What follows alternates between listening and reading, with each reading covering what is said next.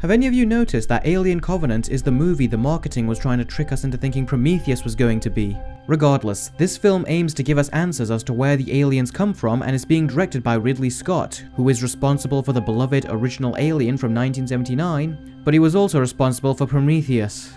More on that later. But seeing as this is his first official Alien movie since his first official Alien movie, which one is better? Well, in this versus video we are gonna find out. Let the battle commence. Seeing as Alien Covenant is a follow-up to Prometheus, it has naturally implemented a lot of its themes, one of them being who created us. That's right, an Alien spin-off tried to find God. Funnily enough, I remember another sci-fi movie attempted this in the past, and not surprisingly, it failed. And Prometheus didn't give us any answers, but instead opened the gateway to money-grubbing sequels. Now thankfully, Alien Covenant only touches on elements of the concept of creation and primarily uses it as a plot device to explain the existence of the aliens. And when it touches on elements of Prometheus, it actually complements the story. The problem, however, is that the movie is trying its hardest to infuse the tone of both Alien and Prometheus into one film, and as a result, it feels like you're watching two different movies at times. Case in point, the opening scene. Although I see why it was there, I felt that it wasn't necessary. In fact, if it was completely taken out of the movie, then that would have set the tone for the rest of the film much more effectively. Now from a structural point of view, the main difference between both of the stories is that with Alien, you get exactly what you expect, and aside from one plot point, there is no hidden narratives. With Alien Covenant on the other hand, the story starts off generic and simple, but then it starts to unravel various additional plot points, such as the origins of the aliens and some connections to Prometheus. And that's another thing, a ton of stuff that Prometheus sets up, Alien Covenant just decides to completely disregard them, resulting in this movie feeling even more irrelevant. So in regards to which story is better, I personally far prefer it in Alien. It's just a classic, focused and super enjoyable story that in many ways is so basic that it's hard to pick any flaws out of it. The story in Alien Covenant is good too, but the fact that it's trying to combine two different tones into a single narrative really compromises the overall film. Also, most importantly, when it tries to explain the origin of the aliens, you accept it at first, but upon further reflection, it just leaves you with more questions. Now at this point, the traditional character development that takes up the first two acts of Ridley Scott's Alien movies feels very formulaic, and sitting through them to get to the main meat of the movie feels like a real chore. And to a certain extent, that rule's true for Alien, but it is definitely the case for Alien Covenant. In the original movie, we are introduced to our main characters and we see them develop.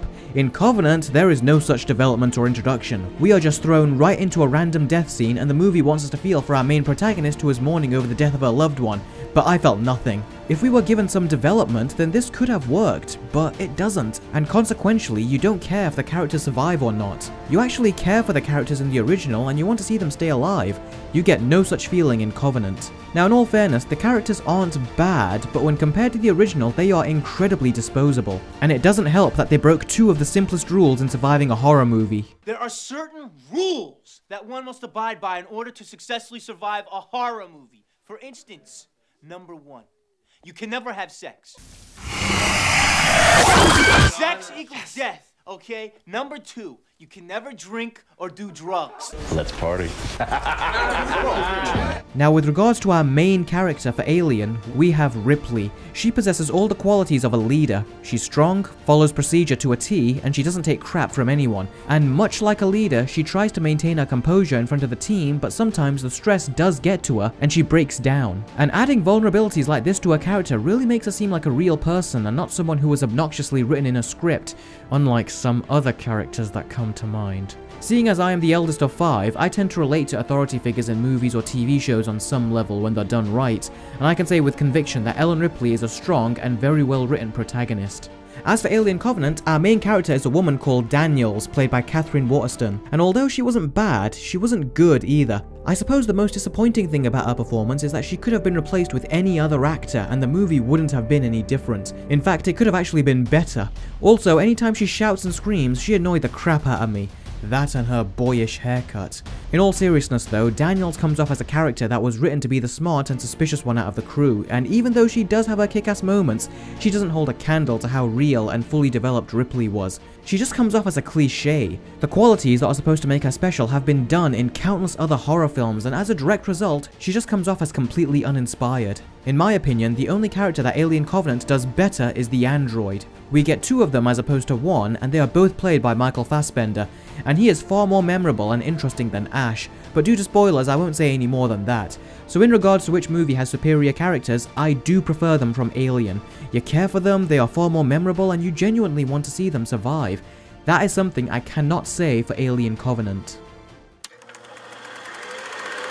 When I finished watching this movie and thought about the whole horror element, I was surprised to realize that I did not jump or get shocked even once during this film. And the reason why is because all the scares were predictable. They have a great amount of tension and build up, but there's nothing about them that instills fear into you. Now, a big contributing factor for this is exactly what I stated earlier. The characters aren't good enough.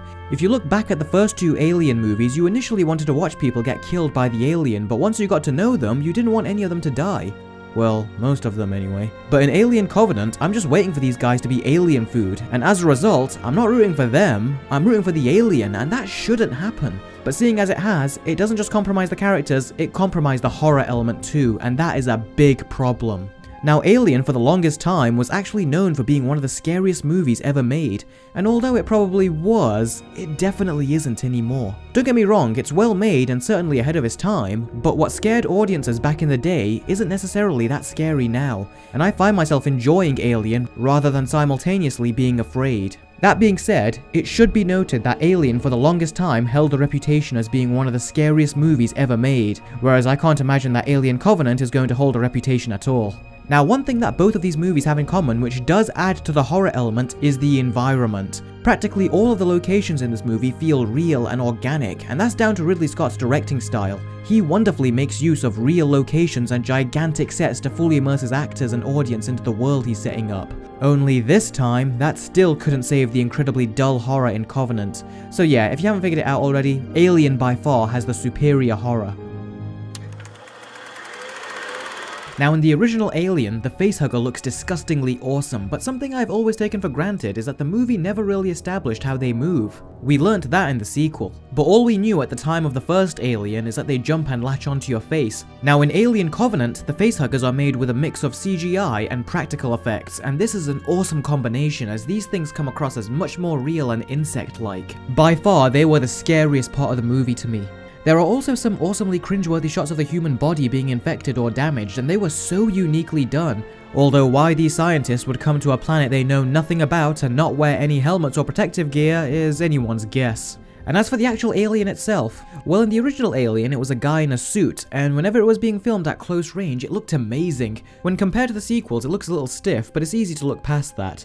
Whenever it was filmed from a wide shot though, that's when it looked too cheap and fake to me. Now some people say this still looks really scary, but to me it just breaks the illusion that the movie did such a great job of maintaining up until this point. In Covenant, the alien is more or less entirely created out of CGI, and it looked good, but it pales in comparison to the practical alien in parts of the first and especially the second film. Countless times in Covenant, it looks and moves like a slimy CGI effect. There are times when it looks practical, such as in the shower scene, but other than that, it looked like blatant CGI, and that was really distracting. Now, having said that, the alien does benefit from being computer generated as it allows it to move more freely like a creature, and I loved how aggressive its movement style was. But still, instead of fully resorting to CGI, Ridley Scott should have utilized a mix of practical effects when possible. But there is another glaring issue with the aliens in Covenant, and that is that they are only a threat for a few minutes at a time. I'm not kidding, the scenes with the alien are so short and they are over pretty much as soon as they start. And my complaints don't stop there, oh no. I do have a pretty big problem with the facehuggers too. If you've seen the original, you will know that they take a prolonged period of time to impregnate their victim, and then the alien takes a decent bit of time before it bursts out of their chest. In here, the facehuggers get the job done so much quicker, even when compared to Alien vs Predator, which was very strongly criticized for this. Also, the birth of the alien via the chestburster was good, but it could have been done better, and it could have been far more disturbing, because, as is, it was very forgettable. This is especially disappointing when you take into account that Ridley Scott directed this, and he is the one responsible for the original, which is known known as one of the most disturbing scenes in horror film history. And, as much as I hated Prometheus, even I admit that he delivered an extremely intense and graphic autopsy scene which I would dare say is comparable to the original. I would expect him, of all people, to do a much better job with what is meant to be the first chestburster scene in the Alien timeline. It also doesn't help that the alien that bursts out of their chest is also done with CGI, and the baby alien looks like a cheap puppet. And yes, I know, in Alien it looked like a cheap practical puppet, but unbelievably, the practical puppet from 38 years ago looks a lot more convincing. Overall, the Alien definitely has its moments in Covenant, but it was far more impressive to behold in all its practical glory in the original.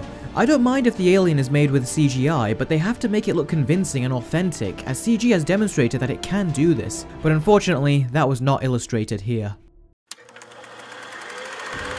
Now, both of these movies have a variety of different problems, either big or small, but they have one fatal flaw that really works against them. Now, the biggest flaw of Alien is the pacing. I like these characters, but for some reason I get bored watching them in the first hour.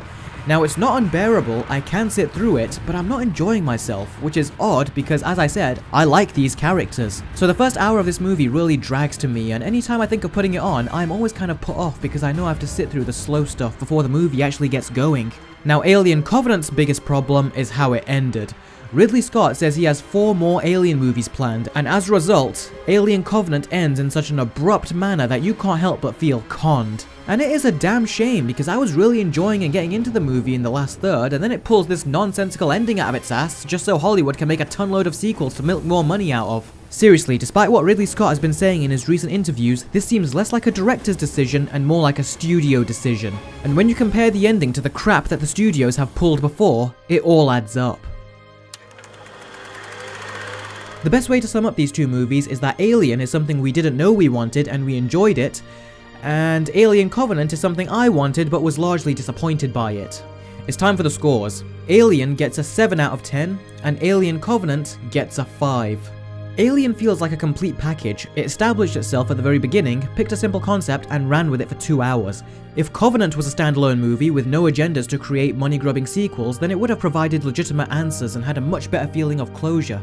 Instead, we are just left with part 1 of another quadrilogy, and honestly, I don't have the patience nor the attention span to wait for it and get what is most likely going to be a lackluster conclusion. So that's it for this video, guys. Thank you very much for watching, and just a friendly reminder, if you donate via Patreon, you'll be awarded with a variety of perks, including having scheduled monthly Skype chats with me where we can talk about a previous movie I've compared or anything else you fancy talking about. But if you don't want to, then that's perfectly fine. If you would instead be willing to like, share, or subscribe and make more people aware of the show, then you're automatically awarded 10 points of awesomeness in my book. It doesn't matter how many followers you have, I will appreciate it either way. Thanks again for watching, and I'll catch all of you next time. Take care.